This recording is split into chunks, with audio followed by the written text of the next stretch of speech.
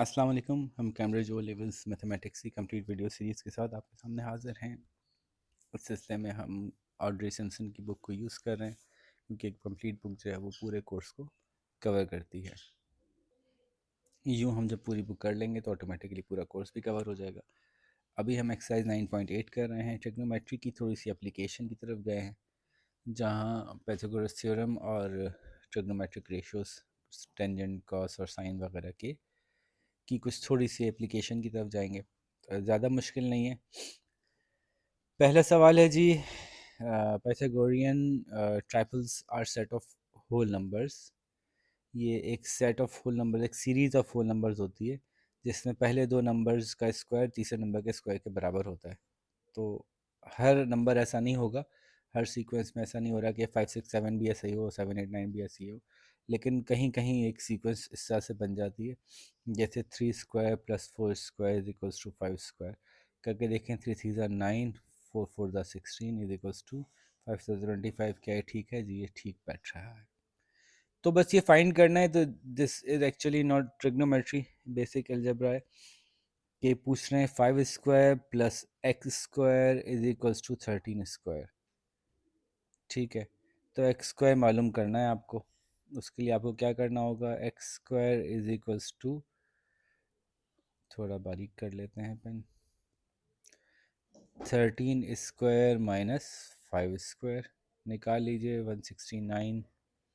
13 square is 169 और 5 square is 25। ये बच रहा है 9 में से 4, 144 विच इज़ एक्स स्क्वायर। तो x is equals to 12, under root लेंगे तो 12 आ जाएगा। ठीक है ना? तो इसी तरह से इसकी मालूम कर लीजिए और इसकी मालूम कर लीजिए। इसमें थर्ड टर्म मालूम करनी है।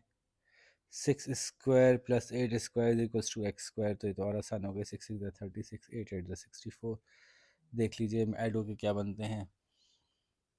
उसके बाद है जी हमारे पास x square plus 24 square is equals to 25 square. इसको भी आप सॉल्व कर सकते हैं। 24 स्क्वायर को उधर ले जाएं तो x square is equals to 25 square minus 24 square. तो ये पता चल जाएगा कि एक्स की वैल्यू क्या थी। ठीक है। सो इसका पार्ट बी है, a set square is a right angle triangle use for drawing और setting out right angles. Lena was on a building site and she needed to lay out a rectangle for the foundations of a building. Okay, इतनी लंबी कहानी है। She had one stripe of wood 5 meter long and another 7 meter long, and a saw and a tape measure describe how she could make a set square. देखें जी, इनके पास एक 7 metre और एक 5 metre लंबी लकड़ियां हैं दो। सेट स्क्वायर जो राइट एंगल ट्राइंगल होता है, आपको याद है राइट एंगल ट्राइंगल में फार्मूला होता है कि H square must be equals to P square plus B square. तो टोटल लेंथ इनके पास लकड़ी की जो जिससे काट के सेट स्क्वायर बनाएंगी। बस छोटी सी बात ही पूछना चाह रहे हैं कि एक 5 वाली लकड़ी है और एक 7 वाली लकड़ी है, इसको किस तरह से जोड़ें। तो ये जो उन्होंने पहला पार्ट दिया था ना कि इसमें कुछ ऐसे नंबर्स हमें पता होने चाहिए जो मिलके एक दूसरे को सेटिस्फाई करते हैं पाइथागोरस थ्योरम के हवाले से। तो 3 square plus 4 square is equal to 5 square जैसे है। तो अब आपके पास हाइपोटेनियस अगर 5 का होगा तो बेस 3 का और परपेंडिकुलर 4 का होना चाहिए, तो सेट स्क्वायर बन जाएगा। तो और ये पाइथागोरस थ्योरम अप्लाई हो रहा होगा, ऑटोमेटिकली वो राइट एंगल होगा। जैसे ही ये सेटिस्फाई होगी इक्वेशन पाइथागोरस, तो ये कंसीडर किया जाएगा कि ऑटोमेटिकली जो चीज़ बनी वो राइट एंगल ही है, वो सेट स्क्वायर ही है। ठीक है। तो अब चूंकि 5 और 7 हमारे पास टोटल 12 लेंथ है, 12 यूनिट ऑफ लेंथ है। मीटर है या सेंटीमीटर है, मैंने वो नहीं किया। मीटर्स, 12 मीटर ऑफ लेंथ है। तो इसको हम किसी ऐसे 3 नंबर्स में डिवाइड करते हैं जो कि जैसे मैंने बताया कि जो पाइथागोरियन ट्रिपल्स हों। तो वो कौन कौन से नंबर्स हो सकते हैं? सोच सकते हैं कि 3 4 और 5, 5 + 4 9, 9 + 3 12। क्या ये इसको सेटिस्फाई कर रहे हैं? तो 3 3 9, 4 4 16, 5 5 25 हमने देखा कि सेटिस्फाई कर रहे हैं। इसका मतलब है कि इनको जो है वो 5 वाली वैसे ही रखनी चाहिए और 7 वाली को she should cut the one the stripe measuring 7 meter into two smaller stripes, one measuring 3 and the other measuring 4 meters, and then join all the three stripes to make a perfect set square, as this set square fulfills the rule of Pythagoras theorem. ठीक है, तो question number 2 में है calculate the length of the diagonal of a square which has sides of 4 centimetre sides. Diagonal किसे कहते हैं? Diagonal इसे कहते हैं, ये भी 4 है, ये भी 4 है, तो ये कितनी होगी ये बता दें। पाइथागोरस थ्योरम है P square plus B square equals to H square, तो 4 4 16, 4 4 16 इज इक्वल्स टू 32। अब 32 का अंडर रूट निकाल लीजिएगा तो पता चल जाएगा कि ये कितना होगा। ज़बानी वाले सवाल हो रहे हैं मतलब। Calculate the height of a equilateral triangle which has sides of length 10 centimetre.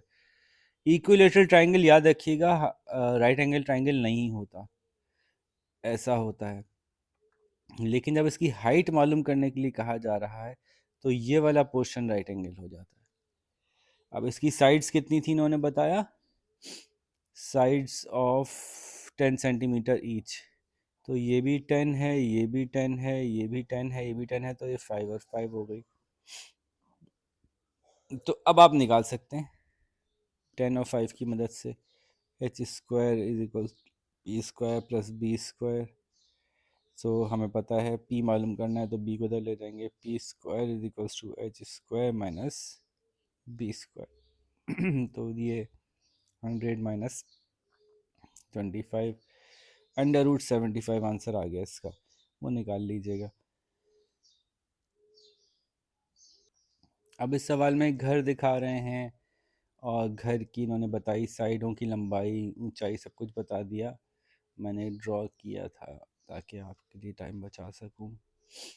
This is the situation. ये बेस 8 बता रहे हैं, ये हाइट 6 बता रहे हैं, ये हाइट 6 बता रहे हैं। ये 8 है तो बीच में से डिवाइड कर दिया, 4 और 4 है गया। ये 4.5 और 4.5 बता रहे हैं। पूछ रहे हैं कि टोटल लंबाई कितनी है, ये कितनी है, यहाँ से यहाँ तक टोटल हाइट कितनी है। तो यहाँ से यहाँ तक तो हमें पता है कि 6 है, ये तो 6 पता है हमें, सिर्फ यही मालूम करनी रह गई है। तो ये मालूम करना बहुत आसान है, हमें ये पता है और ये पता है, तो ये मालूम करना क्या मसला है। हाइपोटेन्यूस और हमें बेस पता है तो हमने इसको ऐसे निकाल लिया। 4.25 का अंडर रूट ले लीजिए, एच स्क्वायर और बी स्क्वायर को हमने सॉल्व किया तो 4.25 आ गया, इसका अंडर रूट ले लीजिए तो आंसर समथिंग जो आएगा 2 पॉइंट समथिंग आएगा। उसको ऐड कर दीजिए इसमें, ये यहाँ तक की हाइट तो 6 है, ये मज़ीद पता चल गया, इसको ऐड कर लीजिए तो टोटल आ जाएगा आपके पास। ठीक है जी, तो ये हो गया। अब ये ट्रिपीजियम के ऊपर कुछ सवाल आया है, इसको देखते हैं। फरमा रहे हैं ABCD इधर ट्रिपीजियम देखें, इसमें ये दोनों राइट दे दिए। ये AB is 5 centimetre, AD is 4 centimeter, and DC is how much? 8.5 centimeter I think. थोड़ा सा मैं बुक में से कंफर्म करके बताता हूँ। तो देखिए ये मालूम कर रहे हैं, BC बताइए। थोड़ा सा इमेजिनेटिव होना पड़ेगा आपको, क्या ट्रेपेजियम के फार्मूले से निकालें, क्या करें, थोड़ा इमेजिनेटिव यूँ होना पड़ेगा। कुछ एक्स्ट्रा लाइंस ड्रॉ करें इसको, चूँकि दो साइड से तो 90 डिग्री है ही, यहाँ से एक 90 डिग्री की लाइन और ड्रॉ कर लें तो ये तो बन जाएगा हमारा रेक्टेंगल। ये इंश्योर कर लिया हमने कि 90 डिग्री की लाइन है। और ये पूरा 8.5 है अगर, तो हमें ये पता चल गया कि ये 4 है और ये 3.5 है, क्योंकि ये 5 है तो ये 3.5 है, तभी ये 8.5 बन रहा होगा पूरा। ठीक है, 8.5 ये है, 3.5 ये है। ठीक है, तो अब बताइए BC मालूम करना क्या मुश्किल है। H square is equals to P square plus B square, तो 4 स्क्वायर प्लस 3.5 स्क्वायर करके इसका रूट ले लीजिएगा तो आपको ये पता चल जाएगा एच कितना है। एंगल बी सी डी ये एंगल मालूम करना है। अगेन इसमें क्या मसला है, अब तो हमें सभी पता है, टेंजेंट से भी कर सकते हैं, परपेंडिकुलर अपॉन बेस, तो इसके रेशियो से टेन से निकाल सकते हैं आप इसको, और जब एच मालूम हो जाएगा फिर तो आप साइन से कॉस से जिससे चाहे निकाल सकते हैं। Angle A B C now this is interesting. आपको एक्चुअली एंगल ये निकालना है, पहले ये निकालना है। जब ये एंगल निकालना है उसमें 90 प्लस कर दीजिएगा तो आपके पास ए बी सी पूरा आ जाएगा।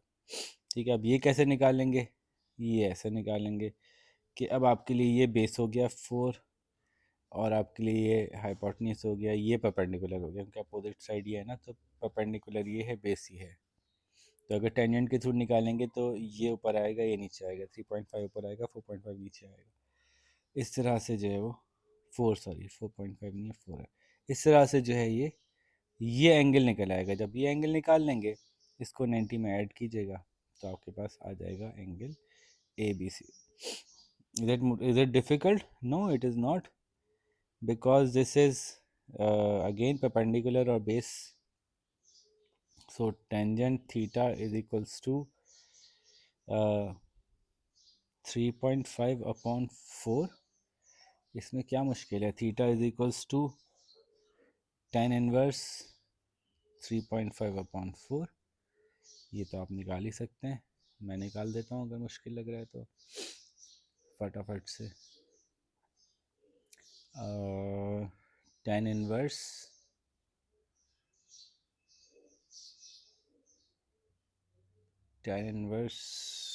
इनटू ब्रैकेट किया 3.5 डिवाइड बाय 4 ब्रैकेट क्लोज किया इज इक्वल्स टू 41.18 कह लें, 41.19 डिग्रीज।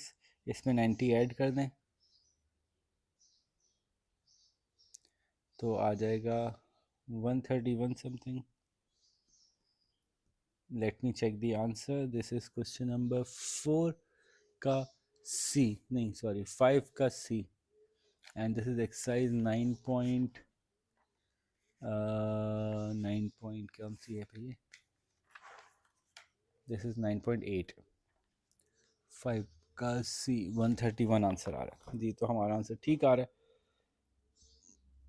इसी तरह से ये तीनों पार्ट्स मैंने करा दिए। क्वेश्चन नंबर 6 देख लेते हैं, इसको वाइप करते हैं, सफाई कर लेते हैं। क्वेश्चन नंबर 6 में पूछ रहे हैं use the diagram to calculate the length A E, ये मालूम करना है। ठीक है इसमें क्या मुश्किल है, प्रॉब्लम ये है कि आपने इन दोनों की मदद से पाइथागोरस थ्योरम के ज़रिए से ये वाली लाइन मालूम की, इन दोनों की मदद से पाइथागोरस थ्योरम की वजह से ये वाली लाइन मालूम की, इस लाइन से इस लाइन को माइनस कर दिया, मालूम हो गया। So there was nothing into it, कोई ऐसी डिफ़िकल्ट चीज़ नहीं थी। क्वेश्चन 7 में पूछ रहे हैं, मेरे ख्याल से लास्ट क्वेश्चन 9.8 का, यस लास्ट क्वेश्चन है। क्वेश्चन 7 में पूछ रहे हैं in the diagram below AB is 16 centimeter, AB is 16, AD is 20, AD is 20, CD is 15, CD is 15, calculate BD। अच्छा पहले तो ये समझ लीजिए कि एक राइट एंगल ट्राइंगल ये है, ठीक है, यूं देखिएगा ये रहा इसका 90, तो फिर ये भी 90 होगा, स्ट्रेट लाइन है ना, और एक राइट एंगल ट्राइंगल यूं बन रहा है। ये देख लीजिएगा कि 3 तरह से राइट एंगल ट्राइंगल बन रहे हैं इसमें, 1 2 और 3। तो अब तो बहुत राइट एंगल ट्राइंगल मिल गया, मैं बहुत इजीली हम सब कुछ कैलकुलेट कर सकते हैं। सबसे पहले BD की बात करें, BD इज दिस लाइन, तो मैं इसके लिए क्या करूँगा, मैं इसको यूँ घुमा लूँगा और ज़रा कलर चेंज करके दिखाता हूँ मैं आपको कि फिर ये बन जाएगा ये वाला।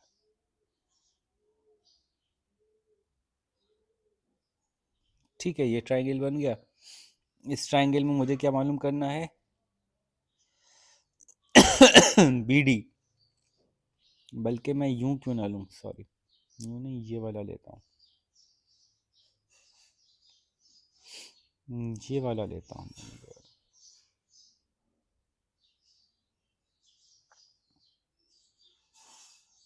तो इससे मुझे हाइपोटेनियस मालूम है और बेस मालूम है, तो मैं ये मालूम कर सकता हूँ परपेंडिकुलर। तो वही H square 20 square is equals to 16 square plus P square.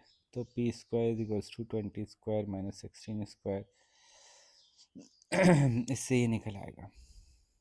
ठीक है, तो ये मालूम हो गया बी डी। वापस घुमाते हैं,